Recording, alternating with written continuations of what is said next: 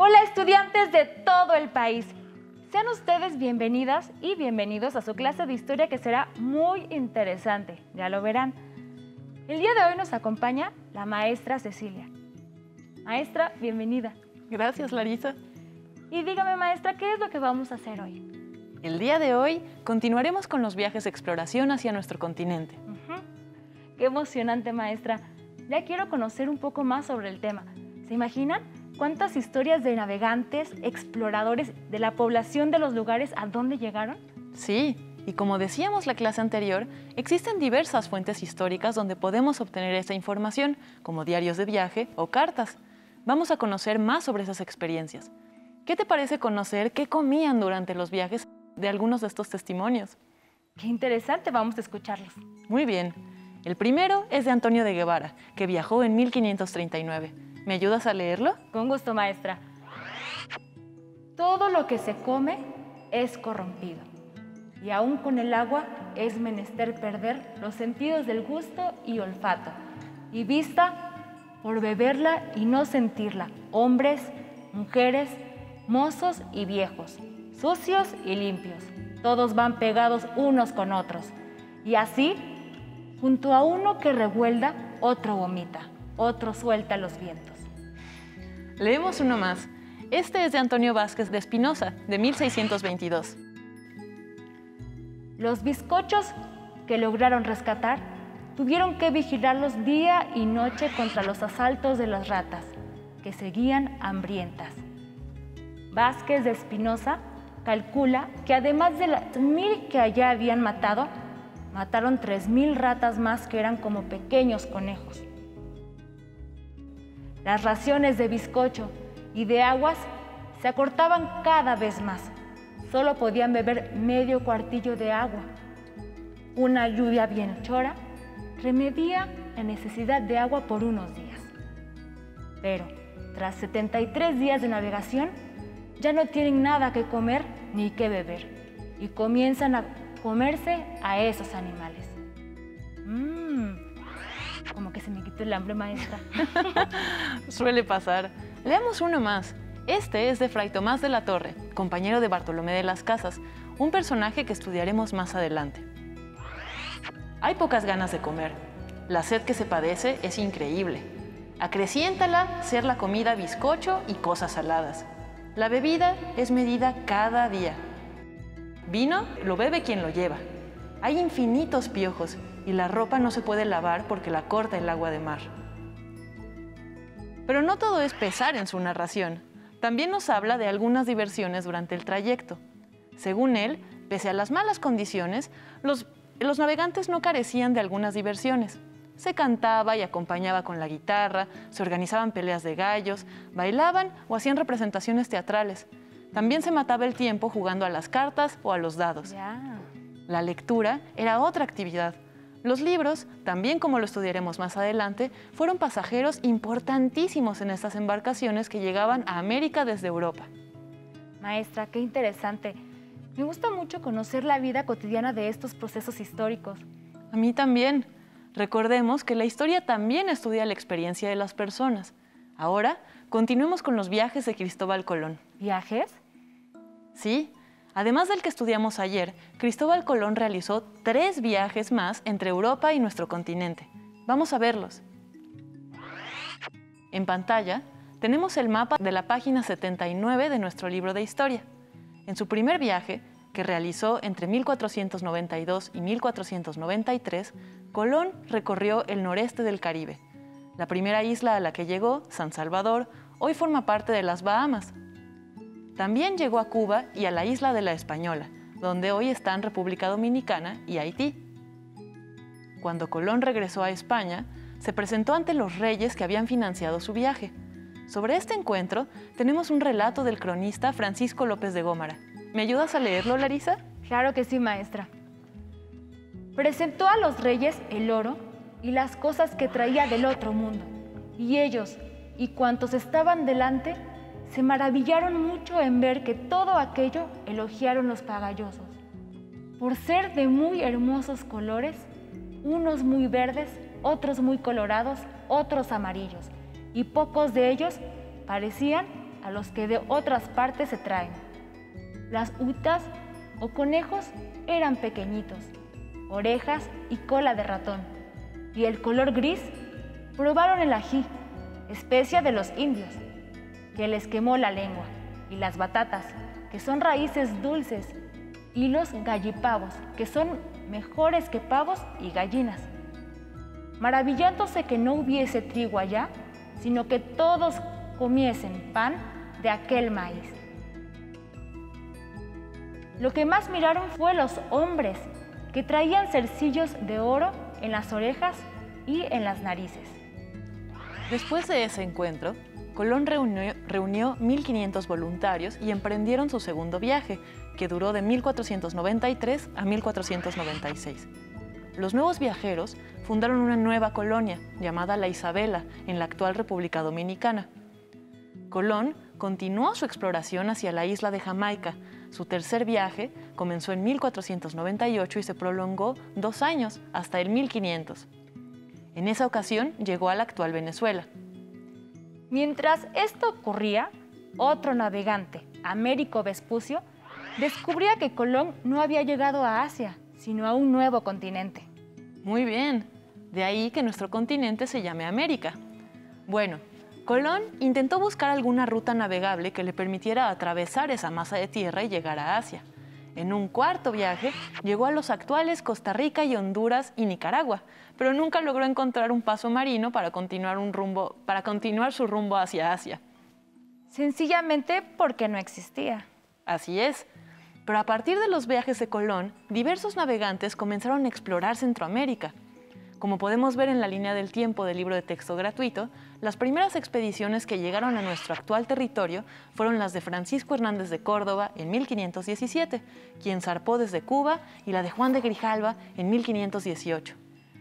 El gobernador de Cuba, Diego de Velázquez, con el objetivo de aumentar su poder y riqueza, envió estas tripulaciones para explorar los territorios y elaborar un informe sobre las riquezas en particular.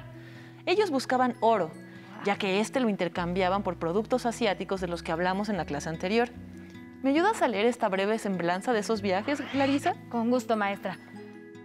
Francisco Hernández de Córdoba intentó recorrer la península de Yucatán, pero al parecer los contenedores de agua tenían fugas y frecuentemente debían poner pie en tierra para buscar pozos. En muchas ocasiones fueron atacados por los mayas, por lo que tuvieron que hacerse a la mar hacia Florida y de ahí de vuelta a Cuba.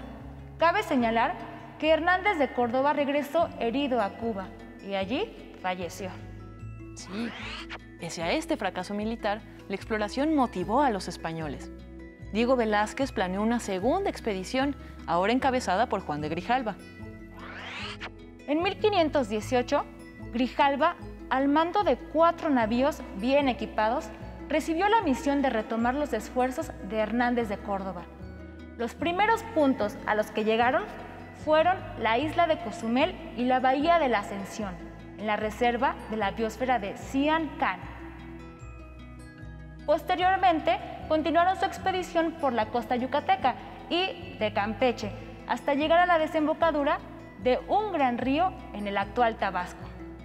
La expedición navegó río arriba, pero solo encontraron tierras cada vez más altas y montañas. Eso demostró que no había paso hacia el mar. El río fue bautizado en honor al explorador, ¿verdad? Porque hoy es el río Grijalva que recorre Chiapas y Tabasco. Precisamente, Grijalva continuó navegando las costas de Tabasco y Veracruz. Ahí entró en contacto con los totonacas y tuvieron noticias de Moctezuma, y varios tripulantes le insistieron en fundar una villa española en el continente. Sin embargo, Grijalva no había recibido esa orden y se negó. A diferencia de la expedición de Hernández de Córdoba, la tripulación de Grijalva en algunas poblaciones no enfrentó resistencias. Incluso, en algunas ocasiones, recibieron metales preciosos como regalo. ¡Wow! Entonces, esta expedición sirvió para que los exploradores se enteraran de quiénes habitaban el territorio, qué recursos había y lo cartografiaron, es decir, trazaron los mapas. Exacto, eso fue importantísimo. Y tan solo un año después, el gobernador de Cuba, Diego de Velázquez, planeó una nueva expedición. enterado de las tierras por conquistar, solicitó que la corona española lo nombrara adelantado de Cuba y que le concedieran un permiso para conquistar los territorios descubiertos. Debido a que Pedro de Alvarado y Francisco Montejo acusaron a Juan de Grijalva de no tomar decisiones ni tener valor para adentrarse a tierra firme, Velázquez encomendó la nueva expedición a Hernán Cortés. Varias personas que acompañaron a Grijalva vieron la oportunidad de enriquecerse con un nuevo líder. Estaban convencidos que tierra adentro de las costas del Golfo de México existían grandes riquezas. Por estas razones es que estas 3 expediciones son consideradas un antecedente en la caída de México Tenochtitlan. Maestra, ¿le parece si vemos un video que nos da una visión sobre estos viajes de exploración y sobre todo su repercusión? Claro que sí, Larisa, adelante. En 1517 y 1518, los españoles organizaron expediciones con el objetivo de explorar nuevos territorios. Después de 2 intentos, finalmente arribó en 1519 la expedición que culminaría con la conquista de México Tenochtitlan. Pero, ¿qué factores propiciaron la caída de México Tenochtitlan? Acompáñame a conocerlos. Luego de varios años de vivir en la actual isla de Cuba, Hernán Cortés decidió explorar nuevos territorios. Alrededor de 600 soldados decidieron ir con él, con la intención de obtener botín de guerra. En febrero de 1519 salieron de Cuba y días después llegaron a Cozumel. Ahí encontraron a Jerónimo de Aguilar, un español que había convivido durante más de 8 años con los mayas, por lo que conocía su lengua y se convirtió en su intérprete. Cortés continuó su expedición y en Centla peleó y venció a los mayas chontales. De ellos, recibió como tributo a una doncella llamada Malinali o Malintzin, quien hablaba maya y náhuatl. La participación de Malintzin y de Jerónimo de Aguilar fue fundamental para que Cortés lograra comunicarse con los nahuas. Cortés llegó a Zempoala, donde se dio cuenta de la aversión hacia los mexicas, debido al dominio que ejercían sobre la ciudad y el tributo que debían pagarles. Ahí, Cortés realizó su primera alianza militar en contra de los mexicas. Esta situación se repitió en un gran número de señoríos mesoamericanos, debido a la fragmentación política. Entonces, puedo sintetizar que Francisco Hernández de Córdoba y Juan de Grijalva encabezaron las expediciones hacia nuestro país, pero sería la expedición de Hernán Cortés la que derivaría en el proceso que conocemos como conquista. Así es. Según el cronista Bernal Díaz del Castillo, Hernán Cortés se embarcó con menos de 700 hombres, 11 navíos, 12 caballos y armas de fuego. Era febrero de 1519 cuando salieron de Cuba. Una vez que llegó a tierras del actual territorio mexicano, Hernán Cortés recogió en Cabo Catoche, ubicado en el actual estado de Quintana Roo, a Jerónimo de Aguilar, y en lo que hoy es el estado de Tabasco se dio la batalla de Centla, ganada por los españoles. Ahí, el cacique obsequió a Cortés a Malintzin. Tanto Aguilar como Malintzin tuvieron un papel fundamental como los intérpretes de Cortés. Recuerdo la historia de esos personajes, Jerónimo de Aguilar y Gonzalo Guerrero. Eran 2 españoles que años antes naufragaron y estaban viviendo en la zona maya.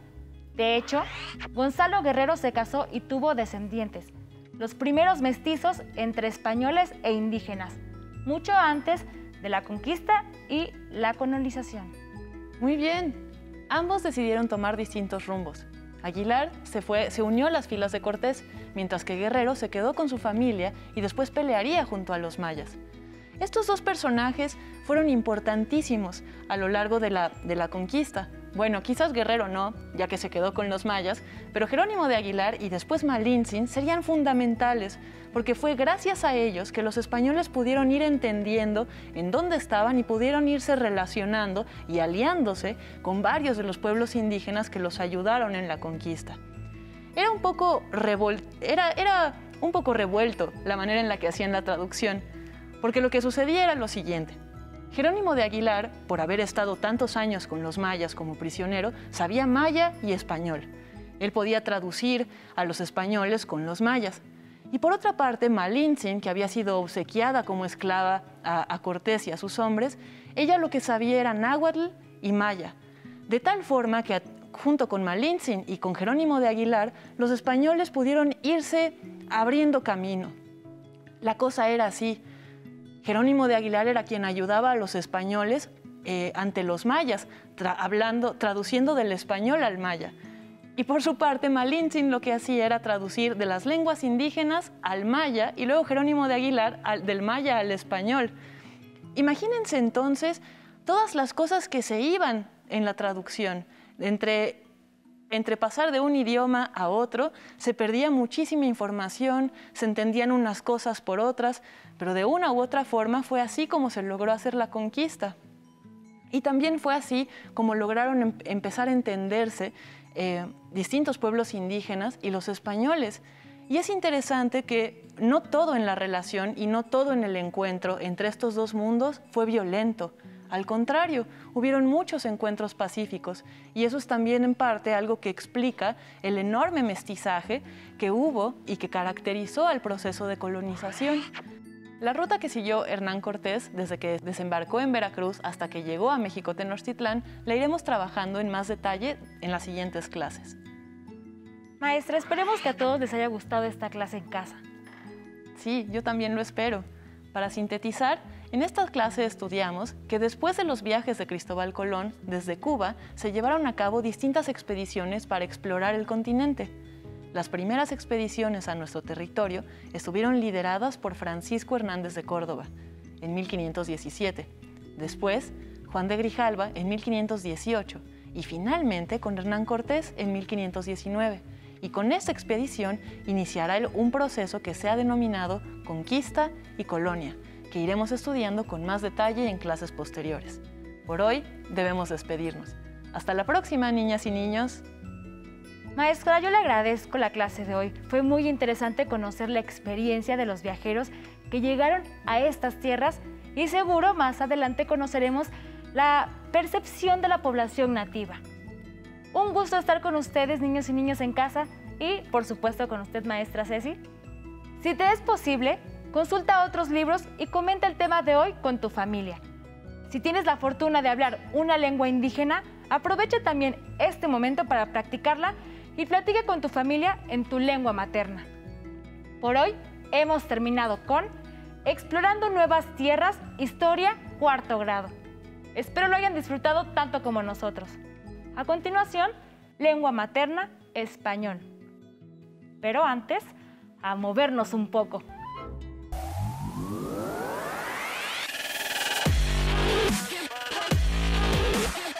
Recuerda, entre clase y clase, activa tu cuerpo.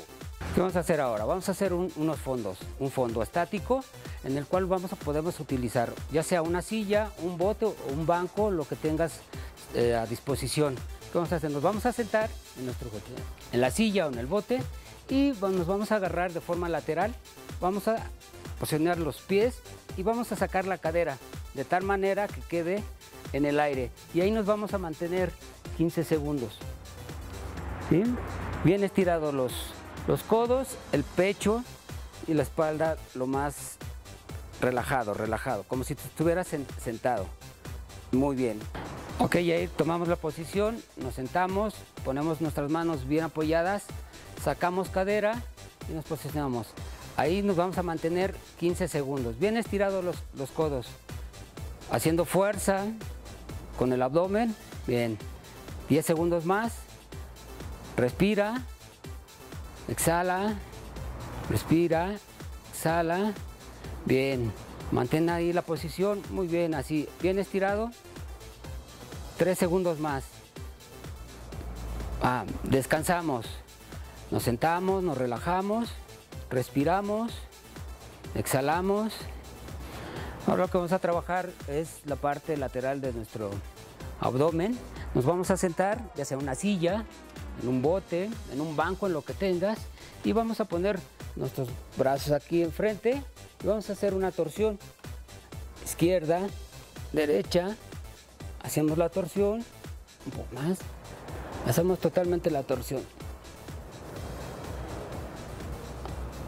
Bien, acompañamos nuestro torso con la cabeza Hacemos rotación derecha, derecha, izquierda, derecha, izquierda, derecha, izquierda, derecha, izquierda. Mantenemos bien derecha la espalda, acompañamos con la cabeza. Muy bien, toda la torsión, bien, una más, alto. Descansamos, respiramos, exhalamos, respiramos, exhalamos. Nos ponemos en posición nuevamente, los brazos enfrente y derecha, izquierda. Acompañamos con la cabeza todo el torso. Recuerda, al terminar la activación, no olvides la protección.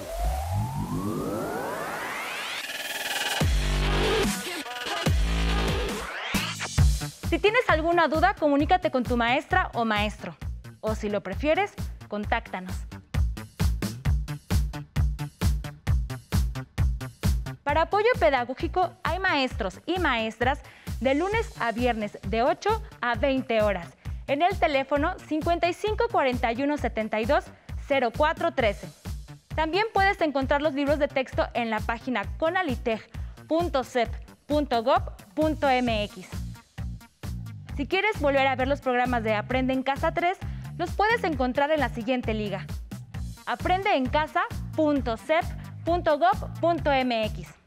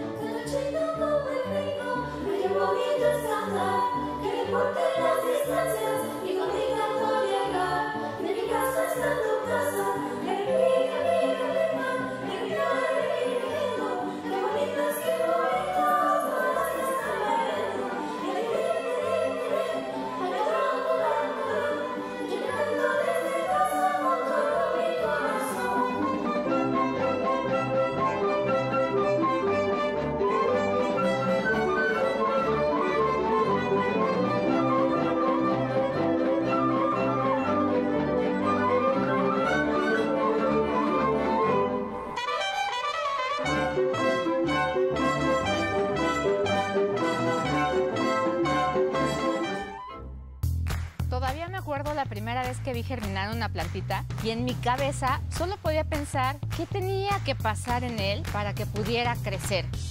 En mi casa todo empezó con un juego, con mi pequeño microscopio. A veces mezclando cosas en el baño y explorando todo lo que me encontraba a mi paso. En mi familia no era tan común que alguna mujer estudiara profesionalmente alguna ciencia y nunca faltó el familiar que me dijera: ¿por qué estudias eso? Nadie se va a querer casar contigo. Decidí estudiar ingeniería bioquímica porque me ayudó a entender cómo funcionaban los seres vivos, pero también empezó mi camino para descubrir soluciones que nadie más había encontrado. Hace unos años, innovamos en el mundo de la nanotecnología, creando una nueva molécula capaz de matar virus, ayudando a acabar con una crisis de ébola. La vida te va a poner miles de retos. Está en ti seguir tus sueños, innovar y crear esperanzas y, sobre todo, dejar tu nombre marcado en la historia.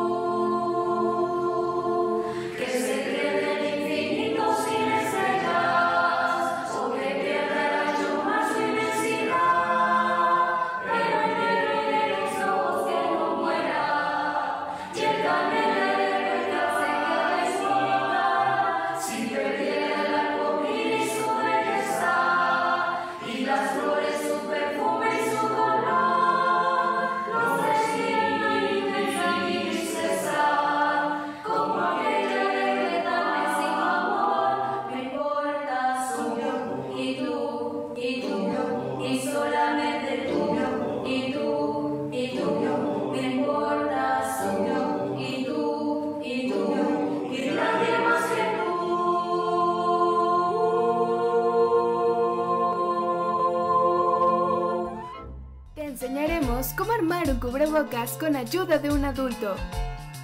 Necesitarás un plumón o una pluma, una playera de algodón que ya no uses, una regla y tijeras. Recuerda que la manipulación de estas debe estar supervisada por un adulto. ¡Empecemos! 1. Estira la playera a lo largo y a lo ancho. 2. Marca con el plumón o la pluma y con ayuda de la regla 10 centímetros de largo, partiendo de abajo hacia arriba. Repite el paso anterior del otro lado de la playera. 3. Traza la línea horizontal entre los dos puntos. 4. Con ayuda de un adulto, corta sobre la línea horizontal que marcaste. Asegúrate de cortar por fuera de la playera. No introduzcas las tijeras en ella.